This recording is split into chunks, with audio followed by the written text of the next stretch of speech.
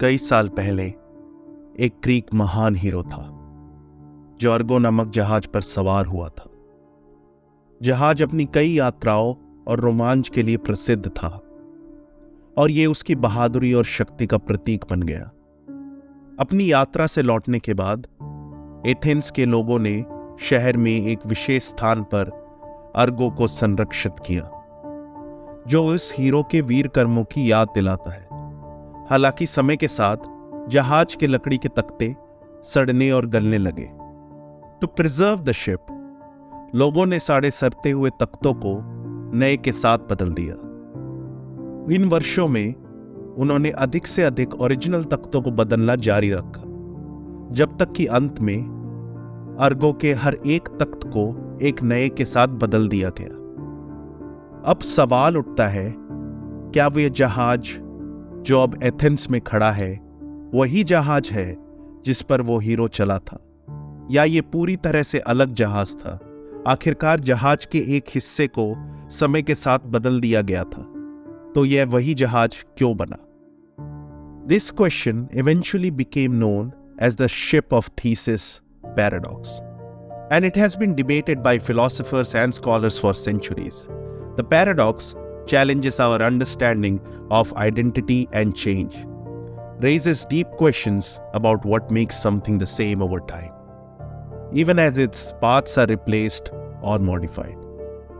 The ship of Theseus paradox एक philosophical thought experiment है, जो पूछता है कि क्या एक वस्तु जिसके सभी भागों को समय के साथ बदल दिया गया है वही वस्तु बनी हुई है, या फिर पूरी तरह से अलग वस्तु बन जाती है। रियलिटी, आइडेंटिटी एंड चेंज हमारी समझ के लिए इस पैराडॉक्स का महत्वपूर्ण प्रभाव है। ये पैराडॉक्स पेचीदा है क्योंकि ये हमारे इंट्यूशन को चुनौती देता है।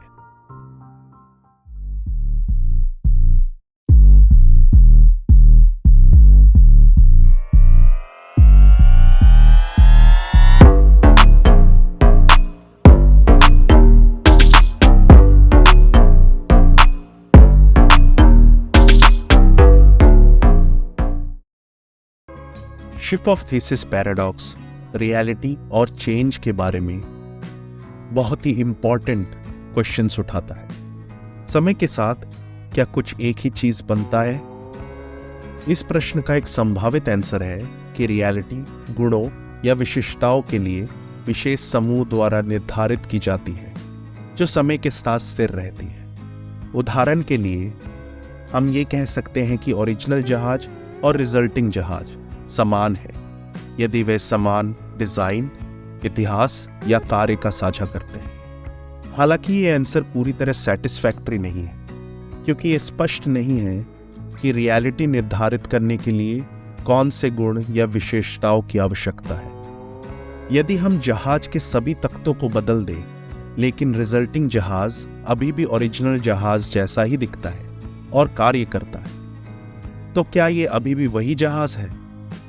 एक और संभावित आंसर है कि रियलिटी गुणों या विशेषताओं के किसी भी सेट से निर्धारित नहीं होता, but rather by a continuity and existence over time. According to this view, original जहाज और रिजल्टिंग जहाज एक ही है, क्योंकि वे चेंज और चेंज की प्रक्रिया का हिस्सा है। हालांकि ये आंसर इस बात पर भी सवाल उठाता है, तो इस सब का रियलिटी से क्या लेना देना?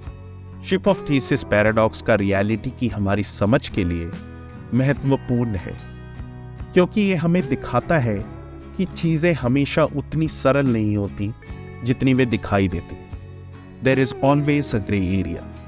रियलिटी एक जटिल और गतिशील प्रणाली है जो लगातार बदल रही है और विकसित हो रही है। और जिस तरह थीसिस का जहाज रियलिटी के बारे में हमारे इंट्यूशन को चुनौती दे सकता है, उसी तरह रियलिटी भी अस्तित्व की प्रकृति के बारे में हमारे इंट्यूशन को चुनौती दे सकती है।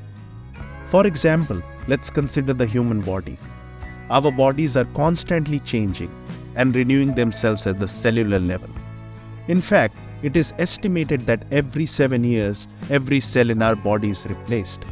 So are we still the same person after every cell in our body has been replaced? or are we completely different persons? Similarly, let's consider the world around us. From shifting tectonic plates to the evolution of species, our planet is constantly changing. And just as the ship of Theseus changes our intuitions about identity, these changes may also challenge our intuitions about the nature of the very reality. Yes, your reality.